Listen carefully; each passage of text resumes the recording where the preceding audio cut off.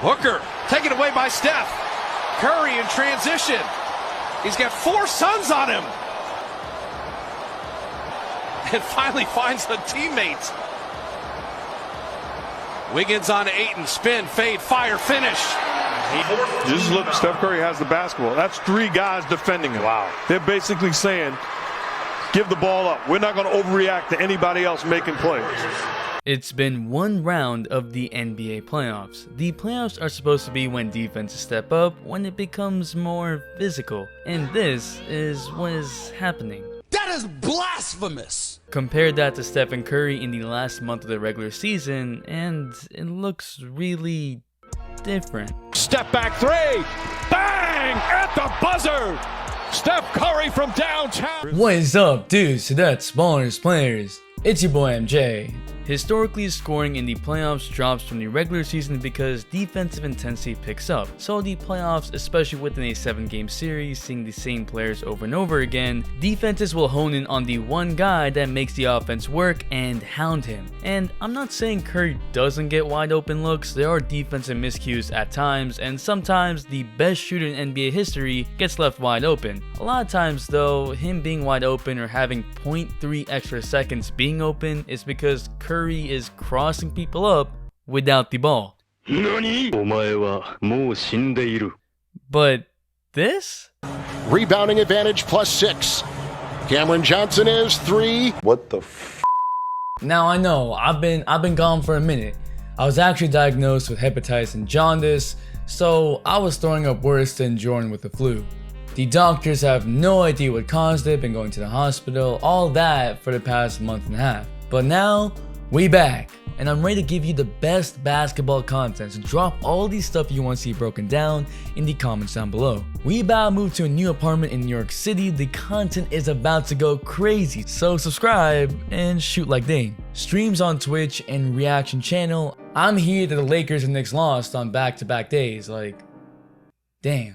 We can take for example Luka Doncic, who was for some bizarre reason defended by a single defender for more than half the series in the first round, and he was the most doubled player per possession in the regular season. Curry was 10th on the list, but only 15th in touches. Curry's just moving without the ball, but sometimes he still draws 2 defenders on him, which doesn't count as a double per possession. Still, in the 4th quarter with Luka, there wasn't even help defense. Even with Damian Lillard being on fire, the Nuggets still decided to guard him one-on-one, and he torched them. Don't get me wrong, Dame's shots were amazing, but I still don't get why the Nuggets didn't decide to just double him. When Curry is guarded one-on-one, he torches any and every defender, but most times he just doesn't get the chance. Perhaps you're like, well, these teams have other lethal options, the Warriors don't, and that's a fair point, which is what makes this season even more impressive. I'm not including any Nets players in this. They don't get doubled a lot, but that's because they got 3 superstars on the court at once, and it's a lose-lose for a defense. When Curry dumps off the ball after a double or triple team comes rushing at him,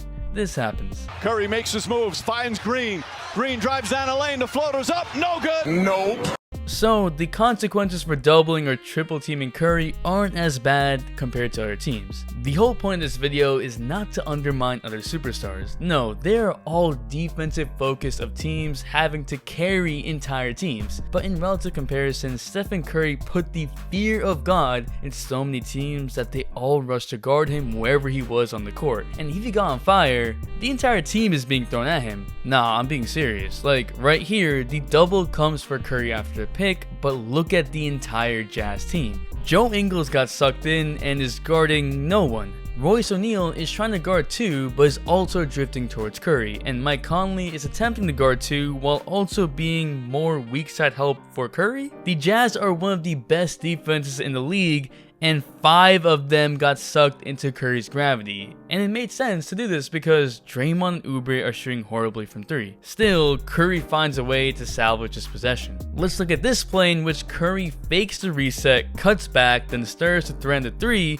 then continues all the way to make a tough layup. The number of fakes before even dribbling, all that takes cardio. You've probably heard multiple players and coaches around the league say that his conditioning is out of this world. And to be fair, Players like Dame do have off-ball movement, but also have possessions like this. LeBron takes entire possessions off, Luka sometimes gets stuck out in the half court, but they gotta rest at some point. They are human. Curry, meanwhile, is ridiculous. I mean, here, Curry literally annoys the shit out of Jamal Murray because he keeps moving before the inbound.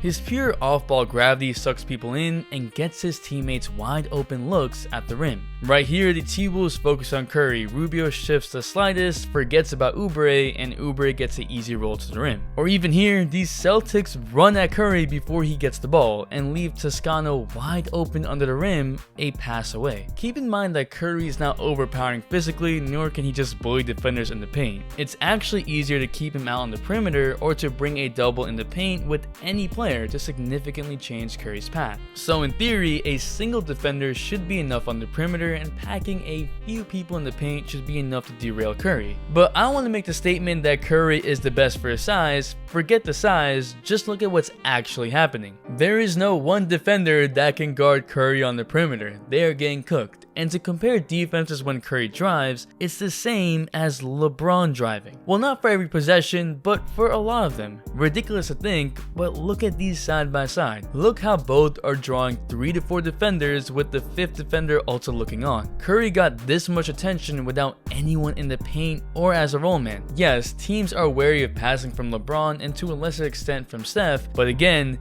teams are stacking to stop Curry in the paint and on the perimeter. LeBron gets a lot more space on the perimeter. He's not necessarily getting doubled right there. Curry doesn't always hold on to the ball long enough to be doubled with this off-ball movement. He'll bring the ball up, hand it off to Draymond or Wiggins, then continue to move to create chaos. At times, he'll draw 2 players without the ball. Yeah, he's moving. The thing is, when you don't double, it's almost always an automatic bucket down the stretch. Like in the game against Philly with a minute left up 6. Curry isolates George Hill, and right here, there's a double coming from Embiid, but it's a late trap. Curry crosses back to his left, Embiid has to go back, try to go to the other side, and Curry just cooks Hill for the dagger 3. Now this 3 is also counted as a wide open 3, which is why looking at how many contested 3s Curry made is kinda irrelevant. He's creating all these looks for himself, and it won't necessarily count as contested. It's why watching Luka Doncic in the first round was so amazing and sad at the same time, because his team couldn't support him the way he needed. Luka was doubled in games 5, 6, and 7, and when the ball left his hands,